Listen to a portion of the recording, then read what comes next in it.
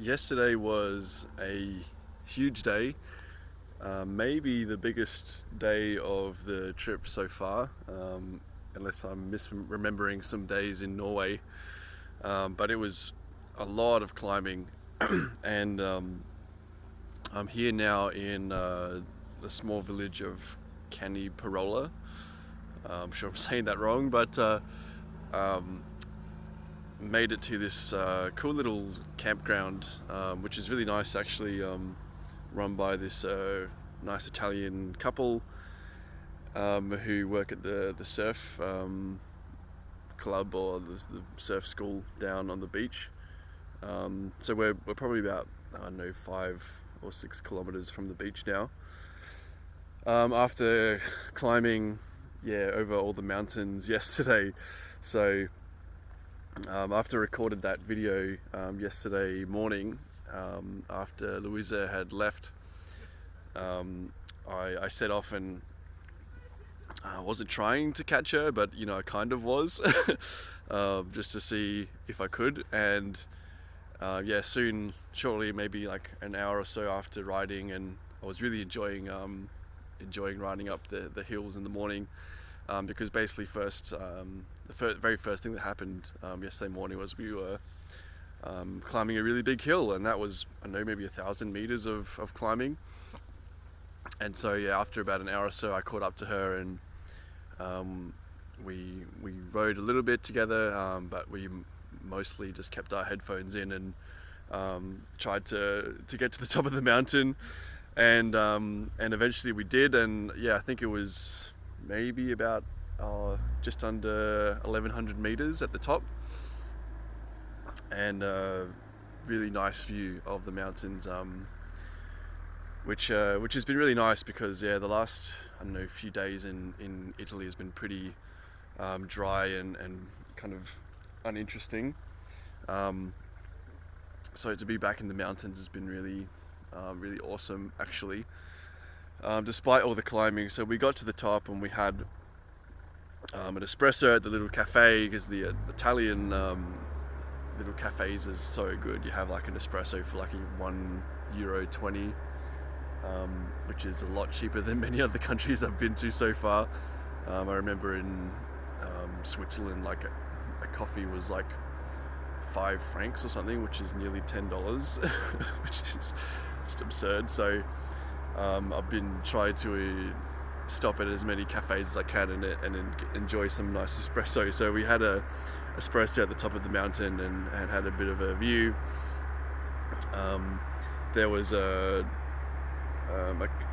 couple, like an older couple on mountain bikes, and they the gentleman saw me, and he was like making kind of like hand movements at me and trying to communicate, but he didn't speak much English. But turns out he was from Madrid, so we got to speak a little bit of Spanish together, and that was actually really cool to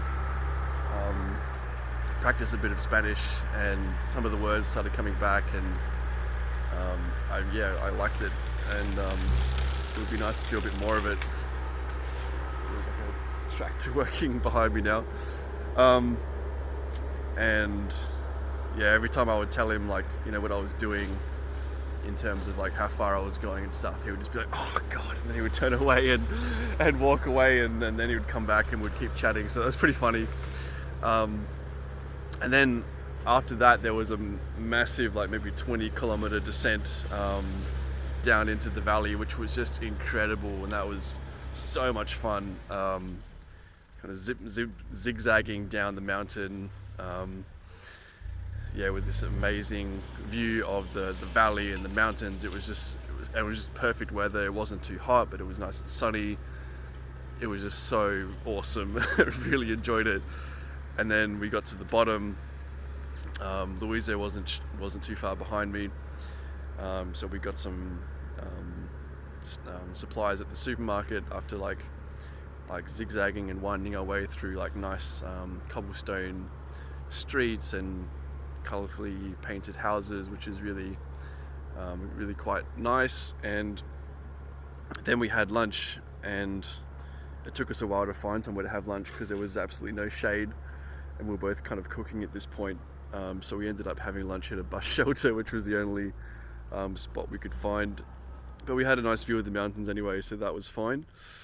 It was really good actually. And yeah, at this point, it was another like 20 kilometers or so to the kind of the town that I had kind of planned to stop at that day. But we were making really good time, and it was only like 3 o'clock or something, so I didn't really want to stop just yet. We'd only done maybe 60 or 70 kilometers. But the problem was, like, after that town was two really big mountains. And so, but there wasn't really anywhere to camp in that town either. So we kept cycling, and at one point Louisa stopped and I kept going. She was admiring the mountains, and then like the path kind of split, and I think she took one way and I took the other, and so I got to like kind of the where the path started going up into the mountains, and I stopped and I waited there for maybe 15 minutes, and I really wasn't sure that she, like, where she was, if she had waited for me or if she had gone a different way or something. So basically at this point, like, I had started to appreciate her company a little bit.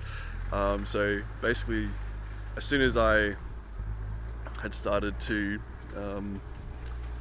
grow a little bit fond of her, I thought, well, this is actually, I'm never going to see her again, and I didn't even get to say goodbye. And so I was about to turn around and go up the mountain, and then I saw her coming down the road, so I stopped and waited for her, and we were able to keep riding together. And we kind of agreed to go over the first mountain at least, and then see what happened after that. So we did the first climb, which was tough but wasn't too bad. I think it was maybe 600 meters or something, and then shortly after that we went down into a valley, and then there was another, probably the biggest climb I've done in a long time, which was over 1,000 meters and some very, very steep parts. And so by the time we got to the top of that hill, we were both like utterly cooked, and it was about 7 o'clock at night.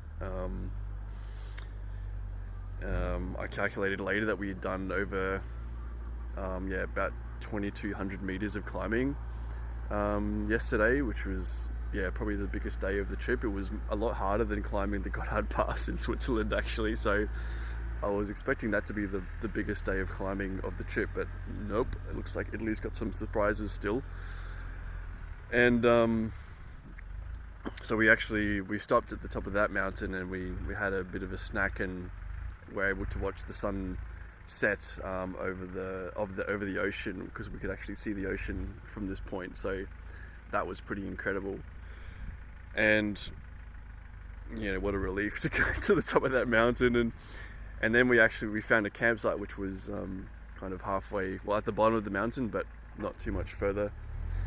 So we got to kind of wind down the mountain, or zip down the mountain really fast as the sun was setting, which was beautiful.